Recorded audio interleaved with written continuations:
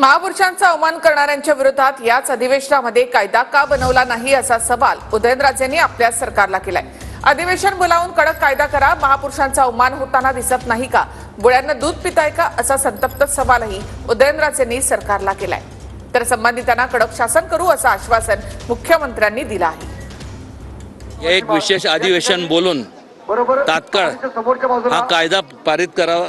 कॉग्निझेबल आणि non bailable offence 10 वर्षाची शिक्षा, तरच त्यांच्या विकृतीला आळा बसणार आहे। हे जर ह्यांनी जर अधिवेशन बोलवलं नाही, विशेष अधिवेशन, तर त्याचा असा अर्थ होणार आहे की यांना शिवाजी महाराज, छत्रपती शिवाजी महाराज, छत्रपती संभाजी महाराजांचा अवमान व्हावा ही त्यांची सगळ्यांची मनापासूनची इच्छा आहे। बोळ्यान दूध पितं का ते सगळे लोक? आता अवमान जेव्हा होतं तेव्हा दिसत नाही का? छत्रपती शिवराय हे आमचे आराध्य दैवत आहेत आणि आम्ही छत्रपती शिवरायांचा मान सन्मान स्वाभिमान राहावा याकरता जे लागेल ते करेल। खरं म्हणजे जैन महाराजांना निश्चित प्रश्न विचारण्याची अधिकार आहे आणि मला देखील ते भेटले आहेत।